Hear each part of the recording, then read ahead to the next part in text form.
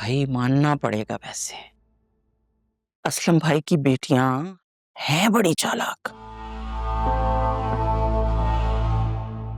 मेरे तो हाथ पांव फूल गए थे वहां से, लेकिन फिजा ने सेकंड्स में ऐसी बात घुमाई कि खुद देखता ही घूम गई। खैर समझदारी तो एक तरफ, मुझे तो वो बहुत चालाक लगती है। मुझे तो नहीं लगती, लेकिन अब जो कुछ भी है अकरम की पसंद है वो। मुझे लगता है कि आपको अकरम की बात मान लेनी चाहिए। वैसे कितना अरमान था ना मुझे अपने दोनों बेटों के लिए अपनी पसंद से लड़की लाने का, लेकिन तुम दोनों ने मुझे मायूस करने का कोई मौका हाथ से नहीं जाने देना है। देखिए मम्मी, जो भी है फिजा वाकई बहुत अच्छी लड़की है और जिंदगी तो अकरम ने गुजारनी है, दोनों खुश रहेंगे एक साथ। भाई मेरा दिल नहीं मानता ना कि एक ही घर से दो लड़कियां ब्याह कर लेकर आऊं। एक के रिश्ते में अगर कोई छोटी मोटी भी ऊंच नीच हो जाए तो दूसरे के रिश्ते पे फर्क पड़ता है बेटा।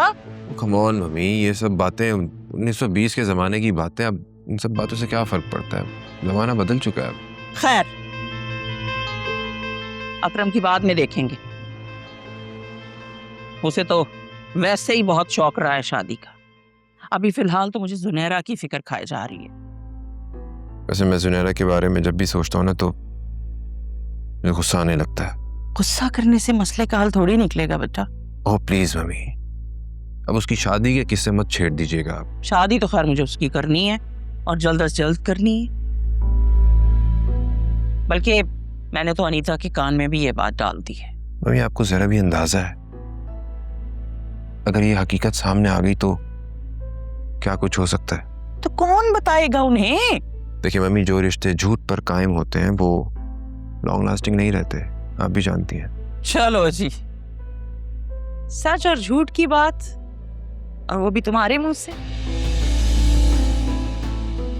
हैरत हो रही है मुझे, अपना वक्त भूल गए हो जब तुमने लव मैरिज को अरेंज मैरिज बना के माँ को धोखा दिया था। अब आप मेरी सिचुएशन को जुनैरा की सिचुएशन से कंपेयर ना करें तो बेहतर होगा। तुम सब के सब ने मुझे बहुत मायूस किया है। बात आगे बढ़ने का नाम ही नहीं ले रही है। अरे इतना अरसा हो गया तुम्हारी शादी को, मैं दादी ही नहीं बन पा रही हूँ भाई। मुझे एक बात समझ में नहीं आती है, हर बात घूम फिर कर इसी टॉपिक पर क्यों आ जाती है? हाँ, बस तुम मसले का हल निकालने की बजाय जज्बाती हो जाते हो वैसे फौरन। बहरहाल जो भी है, मेरा ये ख्याल है कि हमें जल्दबाजी में कोई डिसीजन नहीं लेना चाहिए। इसी में हम सबकी बेहतरी है मम्मी, सोचिएगा इस बारे में।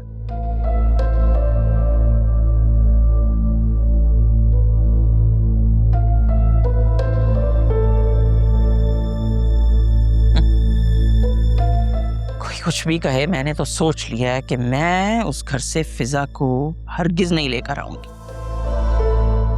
पहले ये एक लड़की को भुगत रही हूं ना वहां से, ये काफी है मेरे लिए।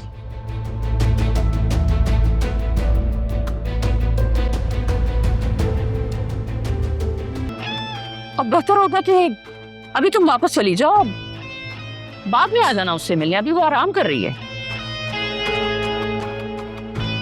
मैं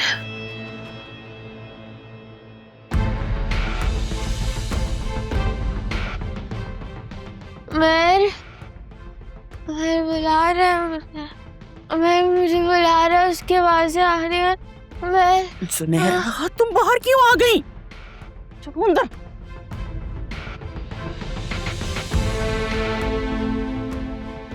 छोड़े ना मुझे, मैं आ रही हूँ तुम्हारे पास। सुनहरा फालतू बातें मत करो, अंदर चलो।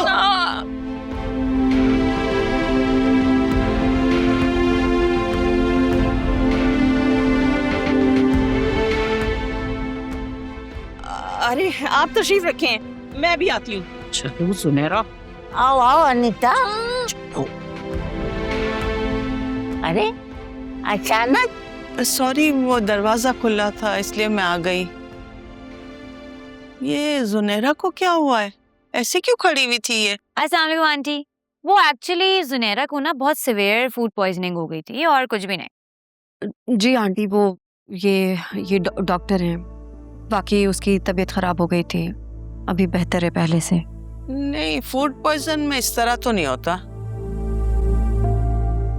बस पता नहीं आजकल की लड़कियों को क्या हो गया, जरा सा कुछ खा लें तो तबीयत खराब हो जाती है और एकदम से घबरा जाती हैं, अपने हाथ पांव फुला देती हैं। जी दादी, आप बिल्कुल ठीक कह रही हैं, ऐसे ही हुआ था।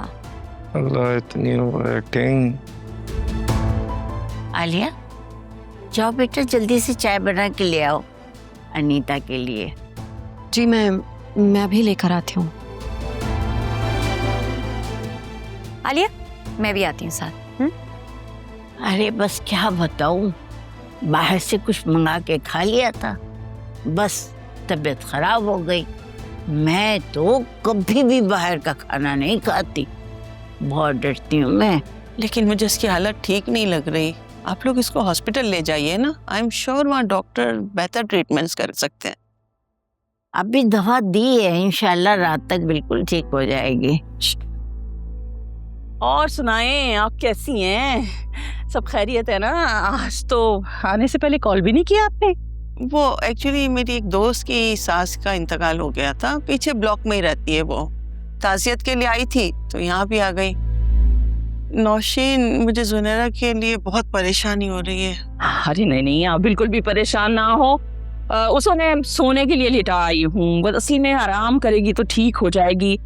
हाँ, मेरी बच्ची तो बाहर का कुछ खाती भी नहीं है, मुझे तो समझ ही नहीं आ रही कैसी फूड पॉइजनिंग हो गई उसे। अच्छा, तुम लोग बैठो, मैं आलिया से कहती हूँ कि वो शामी कबाब भी बना ले। ठीक है।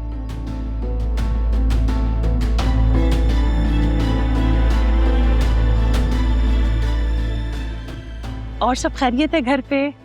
सब ठीक है? आलिया, मुझे कुछ बताओगी भी, ये सब कुछ क्या हो रहा है? मम्मी चाहती हैं कि जुनेरा का शान के साथ निकाह हो जाए, शान को सब कुछ बगैर बताए। ओह गॉड आलिया, इन्हें अंदाजा भी है सब कुछ कितना खतरनाक हो सकता है। जुनेरा की कोई मंगनी या पाक पकी थोड़ी हुई थी, उसका निकाह हुआ था और अब वो बेवा हो चुकी है।